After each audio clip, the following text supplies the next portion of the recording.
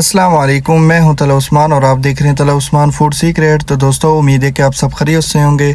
तो आज हम बनाने जा रहे हैं बहुत ही मज़ेदार आलू की कटलियों की रेसिपी।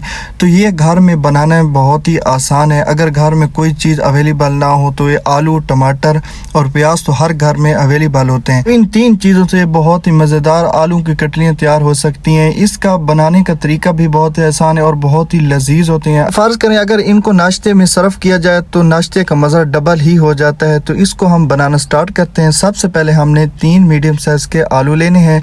तो आलू कोशिश करें कि आपने लंबा आलू लेना है, इसकी कटलियां बहुत ही अच्छी बनती हैं। अच्छा, आपने आलू को इस साइज से काटना है कि आपने इसका साइज ज्यादा मोटा नहीं रखना, बल्कि आपने इसका साइज दरमियाना रखना है। पतला रखेंगे तो आलू टूट जाएंगे, अगर मोटा रखेंगे तो आलू गल नहीं पाएंगे। तो इसलिए हम इसका साइज दरमियाना रखेंगे।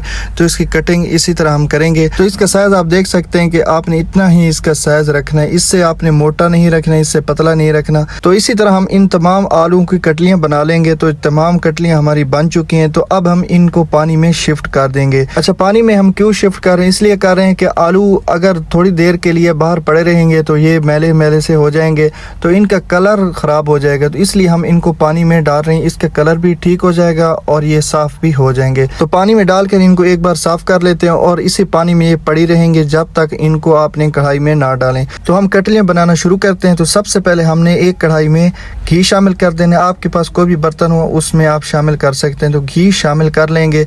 तो घी शामिल करने के बाद जब घी थोड़ा सा मेल्ट हो जाए तो इसमें ज़ीरा शामिल कर देंगे। तो एक बात का आपने खास ख्याल रखना है यहाँ पर कि ज़ीरा आपने गर्म घी में नहीं डालना, वरना ये जल जाएगा। हल्के हल्के फ्लेम पे आपने ज़ीरो को फ्राई करना है। जब देखें कि घी थोड़ा सा गर्म हो गया, फ्राई हो चुका है, इसमें सब्ज मिर्चें शामिल कर देंगे।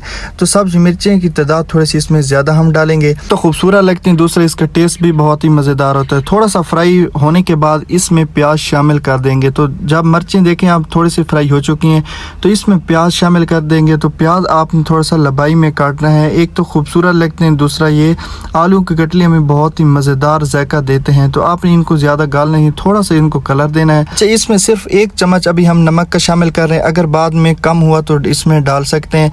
तो नमक इसमें 1 चम्मच नमक का शामिल करने के बाद इनको हम थोड़ा सा फ्राई करेंगे। आपने इनको ज़्यादा फ्राई नहीं करना, बल्कि थोड़ा थोड़ा सा इनका जब कलर चेंज हो जाए तो इसमें आलू शामिल कर देंगे। आलू की कटलियाँ जो हमने पहले बनाई थी अभी अभी हमने पानी से निकाला है। तो पानी से निकालने के बाद फौरन इसको आपने कढ़ाई में शामिल कर देना। इनका कलर भी देखें माशाल्लाह बहुत ही खूबसूरत है। आलू की कटलियों में सबसे जो अहम प्रोसीजर होता है वो ये होता है कि तमाम चीज़ों को फ्राई किया जाता है। जैसे कि हमने प्याजों को फ्राई किया, इसी तरह आलू को भी फ्राई करेंगे। तो यहाँ पर हम तकरीबन 10 मिनट के लिए कवर करके रखेंगे। तो 10 मिनट के अंदर ये अच्छी तरह कलर चेंज कर जाएंगे। तो इसी तरह हम तकरीबन इसको 10 मिनट के लिए हमने कवर करके रखा है। तो 10 मिनट के बाद देखते हैं तो इनका कलर काफ़ी हद तक चेंज हो चुका है। तो इसमें अब हम चम्मच चलाएंगे। तो चम्मच आपने फ़ौरन चलाना है, क्योंकि हमने इसमें पानी नहीं डाला तो ये नीचे लगना शुरू हो जाते हैं। तो यहाँ पर इनको थोड़ा सा फ्राई हो चुके हैं ये। तो इसमें टमाटर शामिल कर देंगे। तो टमाटर आपने बिल्कुल बारीक नहीं करना, थोड़ा सा मोटा साइज रखना है, ये खूबसूरत लगते हैं। अच्छा, टमाटर शामिल करने के बाद आपने इसमें पानी वगैरह शामिल नहीं करना, क्योंकि टमाटर अपना पानी खुद छोड़ते हैं। तो इसलिए इसको तकरीबन 5 मिनट के लिए पकाएंगे। तो इसके बाद इसमें 1 चम्मच चिली फ्लेक्स का शामिल करेंगे। इसमें कोशिश करें कि लाल मिर्च का इस्तेमाल कम करें, क्योंकि उसका कलर भी चेंज हो जाता है, दूसरा जायका भी नहीं बनता। अगर आपने चिली फ्लेक्स इसमें शामिल किया तो इसका कलर भी चेंज नहीं होगा, दूसरा इसका जायका भी बहुत ही मज़ेदार होता है। यहाँ पर इसको तकरीबन हम 5-10 मिनट के लिए इसी तरह पकाएंगे। बाद इसको हम 15 मिनट के लिए कवर करके रखेंगे, ताकि जो टमाटर है वो अपना पानी छोड़ना शुरू कर जाएंगे। अच्छा, जो टमाटर पानी छोड़ेंगे उसी में ही आपकी आलू की कटलियाँ गल जाएंगी। अगर पानी की ज़रूरत हो तो आप पानी थोड़ा सा लगा सकते हैं। उम्मीद है कि पानी आपको लगाने की ज़रूरत नहीं होगी। तो माशाल्लाह देखिए आपके आलू तकरीबन ये गल चुके हैं। तो इसी तरह आपने इसमें पानी कोशिश करें कि ना डालें, क्योंकि टमाटरों का पानी बहुत ज़्यादा होता है, उसी में आपके आलू की कटलियाँ गल जाएंगी। तो माशाल्लाह यहाँ पर हमने तकरीबन 5-10 मिनट के लिए और भी इसको पका लिया है। स्टेज पे आप चेक कर सकते हैं कि आपके आलू की कटलियाँ गल चुकी हैं या नहीं। तो हमारे आलू की कटलियाँ तकरीबन गल चुकी हैं, इसमें पानी लगाने की ज़रूरत नहीं है। तो आलू को सबसे ज़्यादा टेस्ट देने वाली चीज़ है कसूरी मेथी। तो ये आपने एंड पर शामिल करनी है। इसका जायका बहुत ही ज़बरदस्त होता है। अगर आलू में डाली जाए, किसी भी चीज़ में कसूरी मेथी डाली जाए तो उस चीज़ का जायका दुबाला हो जाता है। तो इसी तरह हमने आखिर पे कसूरी मेथी शामिल की, इससे बहुत ही मज़ेदार टेस्ट बनता है।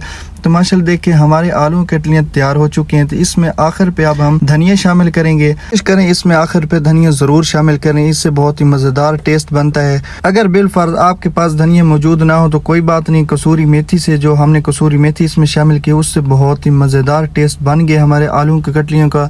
तो यहाँ पर देखें हमारे आलू की कटलियाँ बिल्कुल रेडी हो चुकी हैं। तो फाइनल लुक की तरफ चलते हैं। तो माशाल्लाह देखें कितनी ज़बरदस्त लुक है ये आलू की कटलियों की। तो दोस्तों यहाँ पर देखें, अगर वीडियो हमारी आपको पसंद आ गई तो हमारे चैनल को सब्सक्राइब कर लें, वीडियो को लाइक करें और बेल आइकन के बटन को दबाना ना भूलें, क्योंकि हम अपने चैनल पे बहुत ही मज़ेदार नई नई रेसिपीज़ देते हैं ताकि आप तक पहुँचती रहें। अगर बेल आइकन के बटन को दबाएंगे तो आप तक हमारी वीडियो का नोटिफिकेशन पहुँचता रहेगा।